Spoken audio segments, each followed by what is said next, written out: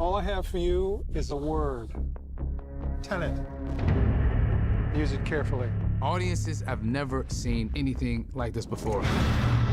It's a swift, kind of action-packed adventure movie. There are certainly images that I have never seen before on screen. It's a really hair-raising, high-stakes thriller from an extraordinary filmmaker. To do what I do, I need some idea of the threat we face. Tenet is an espionage story. It's a classic spy story. I grew up loving spy movies, but to make it sing to today's audiences, I sort of felt like for me to really engage with it, I wanted it to have bigger possibilities. Time travel? No. Inversion? Well, the film deals with this concept of inversion, which is the idea that the entropy of an object or a person could be reversed. It's very much cinematic. It's something that you have to see on the screen to fully engage with. Aim it and pull the trigger. You're not shooting the bullet, you're catching it. Whoa. I really pulled from and dug into my athletic experience more than ever. The training was paramount. Nobody's ever thrown an inverted punch before, so how do you make that real life, you know? He had incredibly complex fight sequences. We definitely pushed him to his limits. Right.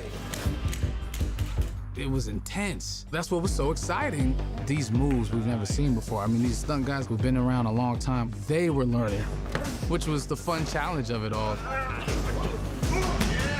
Well, I've seen too much. Well, we'll try and keep up. This is my third film with Chris Nolan. You kind of realize when you read it, oh, how are we gonna do this? Because he's gonna wanna do this for real.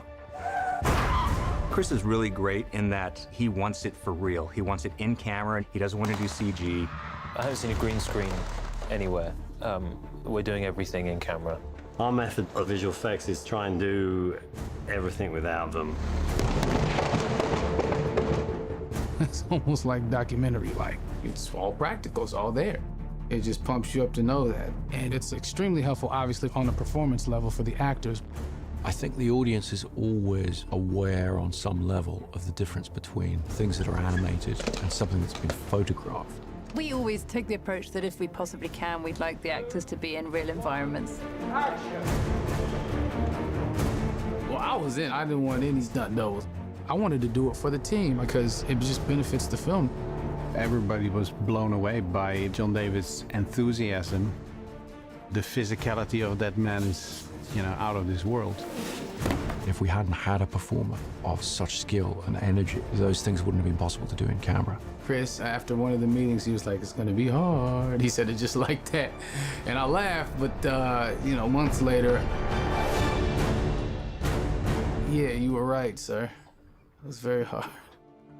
Chris always sets the tone. He sets the tone for me and for the actors. The actor on a Chris Nolan shoot is very much, you know, it's very much part of a crew. Do you feel the sense that this is someone who's telling the story this way because that's what he passionately believes in? This man, he just stands there. I don't know how he does it. He's right there. His involvement is more than 100%. He really loves it. He can just keep shooting. The rain's coming down. He's like loving it. You lose the right to complain about anything. I mean, it's a good move on his part. It's infectious. You can't help but to want to keep going and give it your all. Every film, you're trying to challenge yourself because you're trying to give something new to the audience. You do that by building on what you've done in the past. Every production we have came a step further, and every production has more and more sequences in it that we chose to shoot on IMAX. At this point, they're sort of the workhorse for us, which is really funny because when we first started shooting with them, it was such a big deal. It's a very imposing camera. It feels very important when you're shooting something on IMAX. There's a nice pressure to it. It kind of makes you bring your A game pretty quickly because you know that this film is kind of precious.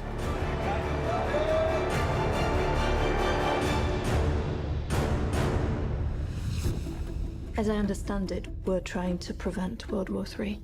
I'm not saying Armageddon here. No. Something worse. The international component to Tenet is very important to the story because it's really about threat to the entire world.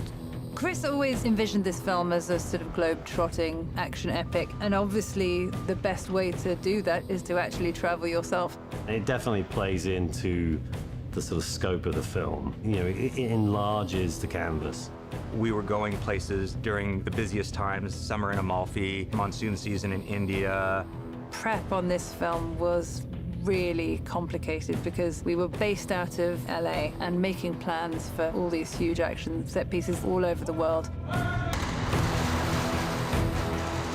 We shut down an 8-kilometer freeway for 3 weeks, had hundreds and hundreds of extras and cars and stuntmen driving on it, doing great action. That was a first for me. When will we ever be able to do this in life? You know, to shut down a whole entire freeway. It defined the scale of it. You know, in the end, what you see as an audience is a fragment or is a shot, but you are filming a reality, you know? You want to buy into that reality. So in that way, relocation always helps a lot. To be actually in the thing, to feel the thing physically move around you or feel the boat rock under you, it just obviously, organically feeds the truth of a performance. It goes for his sweet spot, which is how do you make great cinema? Not just tell stories in pictures, but how do you make the experience of cinema? Yes, you could recreate India in a soundstage or London in a soundstage, and you're not going to capture the essence or the authenticity. And I think being in those locations, the audience gets to experience that. They're going to see that it's not green screen, and they're going to be amazed by it. You want to crash a plane, But not from the air. That was so dramatic. Writing the plane crash, I knew I wanted to try and do it in some ways in camera. It read on the page as the most exciting sequence, and I definitely was scratching my head about how we were going to achieve it. One of the first things I asked Chris was, you know, how big do you want the plane? He laughed, and I said, I think I can get you a real plane. To see a plane like this actually kind of makes you realize what we're all flying in when we're flying. These things are huge. I don't think we tend to get the scale of it when we're just kind of walking in through the gangplank. There was an enormous amount of prep that went into that sequence because we were shooting at a working airport, and they're not traditionally, you know, in the business of crashing planes for real. I was like, how are they gonna pull this off? Like, there's no way they're gonna crash this thing into that building. A lot of these sequences, you kind of read it in the script, and you just think, yeah, would be cool in a movie. And then you get to set and it's like, yeah, we've got a 747, we're crashing it into a building. That's how we're achieving the 747 crashing into a building. It feels very, very real, essentially because it is real.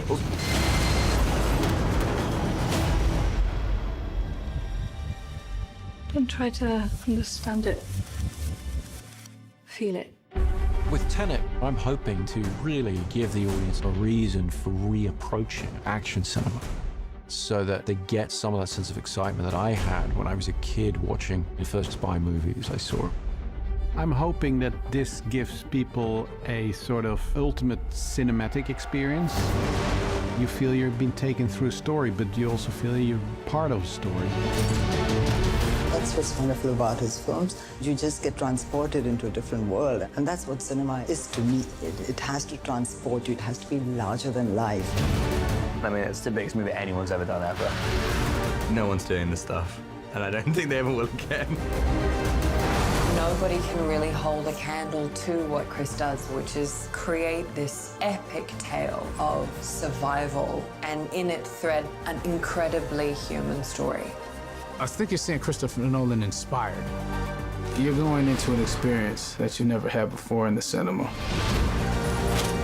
It's a brilliantly calculated, precise, controlled, amazing story that's also completely out of control. Once you're on the ride of Tenet, you're going to have to really hold on to your seat. How would you like to die? Oh. You chose the wrong profession.